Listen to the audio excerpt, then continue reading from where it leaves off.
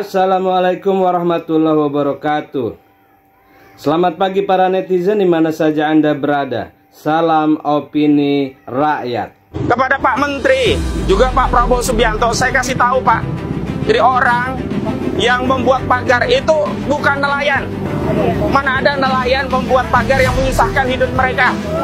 Nelayan nggak mungkin bisa bikin pagar sampai 30 km. Panjangnya 30 km itu dari mana duitnya? Harus sewa eskavator yang per jam udah tahu harganya berapa. Nggak mungkin. Nah, saya kasih tahu, proyek itu dikerjakan oleh Mandor Mehmet. Itu atas permintaan Gojali alias Encung. Dan ini disupervisi oleh Ali Hanafiah Lijaya. Nah, Ali Hanafiah Lijaya ini adalah orang kepercayaannya Aguan. Tidak mendapatkan sosialisasi. Nah, sosialisasi yang didapatkan oleh nelayan itu tentang TPI atau tempat pelelangan ikan. Akan tetapi TPI-nya saat ini malah pembangunannya mangkrak. Yang terus berjalan adalah pembangunan yang ada di tengah laut. Nah, ini mohon izin nih kepada pihak-pihak terkait untuk legalitasnya ya, perusahaan ini bagaimana nih, karena dari pihak nelayan juga menanyakan atau belum tahu. Nah, bagi yang punya kepentingan atau bagi yang tahu tentang ini, tolong Pak diberikan diberikan sosialisasi Pak ke nelayan-nelayan kecil Pak, karena nelayan-nelayan kecil sangat terganggu Pak, yang tadinya akses laut itu gampang gitu Pak ya untuk mencari ikan, akan tetapi ketika sudah seperti ini ya, sudah terjadi kapling-kaplingan di tengah laut, nah nelayan mulai sulit Pak untuk mencari ikan. Bahkan untuk mencari ikan jaraknya itu sudah sangat jauh Pak. Jadi komunikasi dulu biar pihak karena kan ini terbawa kan, yang harus dibawa karena kami mengirim surat ke sini, mau kemana lagi kami bawa. Betul, ini Pak. Masalah rakyat. Di video ini kita di sini. Ah, kalau gitu ya sudah, kami sudah menunggu yang lain. Surat sudah kami kirim, menteri udah terima. Betul, Pak. Kita ini lagi membela rakyat tapi dipersulit justru oleh pejabat. Betul, Pak. Harusnya ini tugas pejabat, membela tanah rakyat yang dirampas oleh Aguan, Antoni Salim. Kita mau membela nelayan. Baik Pak. Karena itu ya sudah, biarkan kami di sini. Kami nggak akan masuk, nggak ganggu di dalam. Iya, tapi kenapa kan membawa nama ini apa ya? Biar saya ngirim surat ke menteri nih. Betul. Sakti Wahyu Trenggono. Betul, Pak. Masa kita kompresnya di depan Ancol? Bismillahirrahmanirrahim. Assalamualaikum warahmatullahi wabarakatuh. Ibu-ibu sekalian, ini saya mengawal klien-klien saya.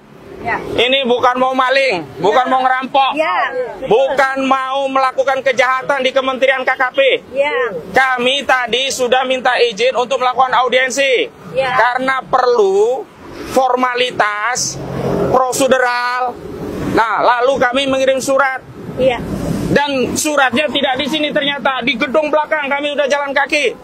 Suratnya sudah kami kirim, diterima 14 oleh Abdul Habib. Jadi ini kaitannya dengan surat yang sudah kami kirim kepada Sakti Wahyu Trenggono. Jadi hari ini kita kompres di depan kementerian karena surat kita di kementerian punya Wahyu Sakti Trenggono.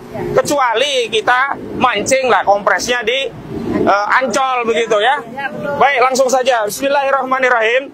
Yang pertama kami ingin sampaikan kepada seluruh rakyat Indonesia bahwa kami sudah ada di Kementerian Kelautan dan Perikanan yang dipimpin oleh Bapak Insinyur Sakti Wahyu Trenggono.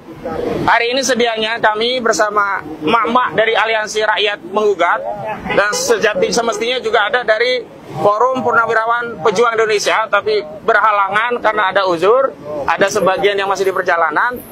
Intinya kami ingin mengajukan audiensi dengan kementerian terkait informasi penting dan berharga untuk menjalankan tugas, fungsi, dan kewenangan Kementerian KKP. Yakni apa? Untuk kasih tahu siapa yang magar laut di Laut Banten Utara atau Tangerang Utara. Ya, karena selama ini kementerian mengaku tidak tahu, hanya melakukan segel Yang menurut kami, menurut rakyat, segel itu tidak cukup. Kalau cuma ngasih spanduk di pagar laut punya PIK 2, jangankan Kementerian KKP, tukang sablon pun bisa. Tinggal cetak pasang. Tapi yang kita harapkan adalah segera membuka akses, karena itu mengganggu nelayan. Ya, mengganggu nelayan. Harusnya bukan hanya disegel, segera dicabut. Dan orang yang bikin itu segera ditangkap, diproses. Karena itu Kementerian KKP bisa berkoordinasi dengan kementerian lainnya dan juga aparat penegak hukum. Nah, kalau mau tahu, saya kasih tahu, semestinya ini dalam audiensi yang ramah. Tetapi kami di depan kementerian diperlakukan tidak ramah. Hanya mengambil latar kementerian saja dipersoalkan. Tapi kami ngotot, karena ini hak konstitusi, hak rakyat.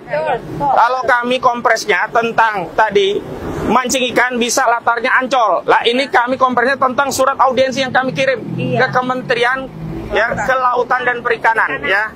Yang ingin kami tegaskan adalah bahwa kepada Pak Menteri juga Pak Prabowo Subianto, saya kasih tahu Pak, jadi orang yang membuat pagar itu bukan nelayan. Mana ada nelayan membuat pagar yang menyusahkan hidup mereka. Nelayan nggak mungkin bisa bikin pagar sampai 30 km. Panjangnya 30 km itu dari mana duitnya? Harus sewa eskavator yang per jam udah tahu harganya berapa. Nggak mungkin. Nah, saya kasih tahu, proyek itu dikerjakan oleh Mandor Mehmet. Itu atas permintaan Gojali alias Engcung. Dan ini disupervisi oleh Ali Hanafiah Lijaya. Nah, Ali Hanafiah Lijaya ini adalah orang kepercayaannya Aguan. Apa tujuannya? Untuk mensterilisasi laut yang di dalamnya, ingat, sudah ada alas hak yang ini hasil kong kali kong antara kelurahan, ya, pihak desa, ya, kepala desa harus periksa semua, dan BPN dan Pemda.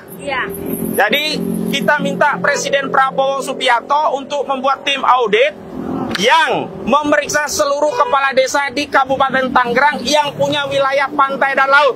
Jadi mereka ini yang bisa, yang memberikan izin mereka, kenapa mereka mendiamkan?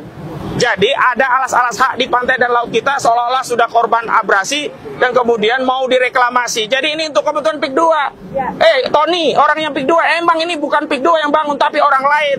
Tapi kepentingan bangun pagar laut ini untuk kepentingan industri propertinya Pantai Indah Kapuk 2. Jadi yang menikmati juga tetap PIK 2. Jadi ini pagar laut kita beri nama saja pagar laut PIK 2 karena memang untuk kepentingan PIK 2.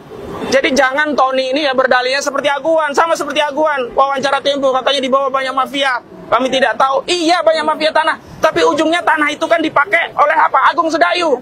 Untuk proyek industri properti yang mereka untung beliung cuan besar dari proyek itu. Sementara asas produksinya tanahnya diperoleh dari menindas, merampas tanah rakyat. Bagaimana nggak merampas? Dipaksa dijual 30.000, 50.000. Begitu sudah jadi tanah kapling dijual 30 juta rupiah per meter. Saya berulang kali sebut itu perampasan karena rakyat tidak ridho, kecuali mereka menjual dengan ridho. Gimana mau ridho? Tiba-tiba diuruk belum dibayar, bayar sebagian. Ini semua adalah kezoliman terhadap rakyat Banten. Ya, jadi jangan berdalih lagi dan mohon maaf. Ya, DKP Departemen Kelautan, Dinas Kelautan dan Perikanan Banten itu sudah dilapori masyarakat sejak lama. Sejak pagar itu baru 7 km. Nah sekarang menjadi 30 km. Di mana negara? Di mana negara, posisi negara untuk melindungi rakyatnya? Masa nggak tahu? Nelayan yang menjadi korban, negara diam. Mohon maaf, ini saja kalau nggak viral, masyarakat nggak protes, boleh jadi negara masih diam. Jadi saya minta Kementerian apa ini? Kantor Pusat Kementerian Kelautan dan Perikanan yang dipimpin oleh Pak Wahyu Sakti, Wahyu Trenggono, benar-benar sakti, jangan kehilangan kesaktiannya ketika menghadapi Aguan. Jangan hanya nama doang. Jangan hanya nama saja yang sakti tapi tidak punya kesaktian. Karena apa? Kementerian itu punya anggaran, ya punya sarana prasarana, punya alat negara, punya fasilitas, punya segala hal yang dimiliki yang bisa untuk menegakkan ya kedaulatan laut kita.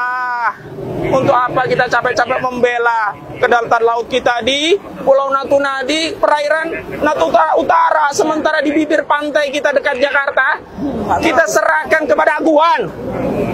Hari ini masa kita kalah seluruh rakyat kita ini dengan seorang Aguan? Keterlaluan. Dan mohon Pak Prabowo, Kasihanilah rakyat, jangan sampai rakyat ini kehilangan harapan, jangan sampai rakyat menderita. Jadi gelandangan. Rakyat ini butuh pemimpin. Hari ini rakyat merasa menjadi yatim piatu, Pak Prabowo. Punya presiden seperti tidak punya presiden. Punya presiden kok yang rasanya jadi presiden malah saudara Joko Widodo. Luar biasa Pak Prabowo. Sampai kapan lagi rakyat kan?